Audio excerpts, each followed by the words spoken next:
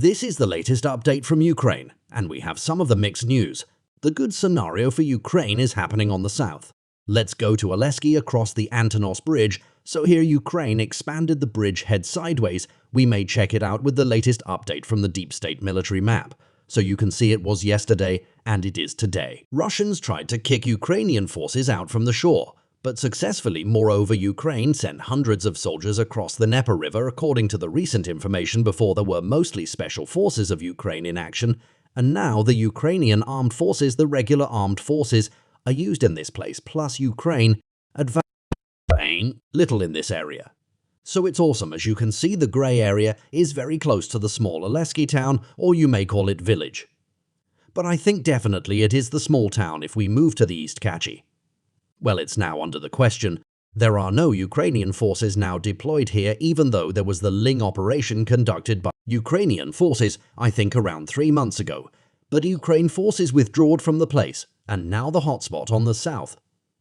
One more is cranky Ukraine successfully got control over the part of the village, and now moves towards Koron. Some interesting images were published from the common British-Ukrainian drills that happened exactly across the Dnieper River in Kinki.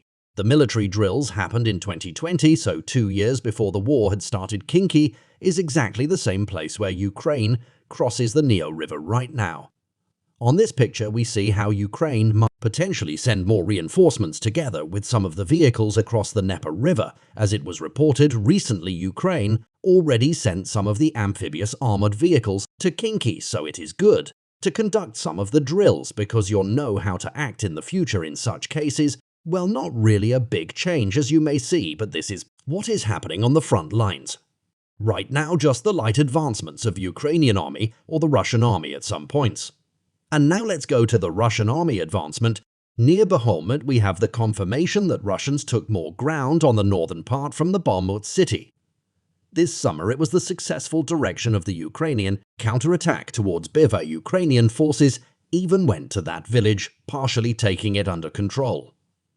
Even Prand, and he was alive, say that Ukraine took be very important. Hello, my friends, and welcome. Let's go straight to the Ukrainian landing operation across the Dnieper River in Han region. It seems like the bridgehead starts to expand today. The Ukrainian armed forces moved eastbound towards the Korsun village. Before there was the air surveillance down over there. So I expected this move yesterday, and we have the confirmation about it. Unfortunately, Russia uses lots of the artillery fire, and that dropped lots of the aviation bombs on our positions. Those are the gliding bombs which could be dropped from the distance of 50 km. So the Russian airplanes are not within the range of the Ukrainian air defense. Think we basically do not have the Patriot long-range air defense systems in this area. Unfortunately, it is very risky to deploy it somewhere near to the front lines. Ukraine deployed some of the RAS systems, but Russia targeted few of them with their L and drones. That is why Ukraine is very careful using the air defense. Nevertheless, our forces continue to move. There is def fight in Kinki village itself. Already reported about the Russian-friendly fire in the region.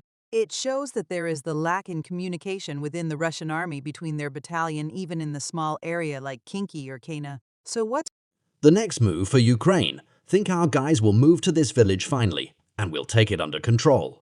And we will take all of the Kinki under control as well, and after that they may advance to the south. The landing operation towards Koron is kind of difficult because there are some islands. Also, we have the confirmation of this operation in Kink from the Institute for the Study of War from the United States Analytics. They provide lots of the information, which is coming from the front lines based just on facts. And they say that Ukraine almost liberated all of the K-King, and here again, we see 2 of the vectors of the Ukrainian assault, one towards this place, and one is bound towards Karina. We'll see. We need to take this one under control. We need to liberate Kringkamp, because there is the critical railroad goes over here and over here. Also, if Ukrainian armed forces advance towards the Memo 14, they may have the major supply line for the Russian army. But Russia has their defense positions in this forest. They're not as robust as in Parisia. This why Ukraine has the chance to advance, and those are the Russian gliding bombs, which they use against our gas on the south. So they use them a lot. Unfortunately, there is basically nothing our army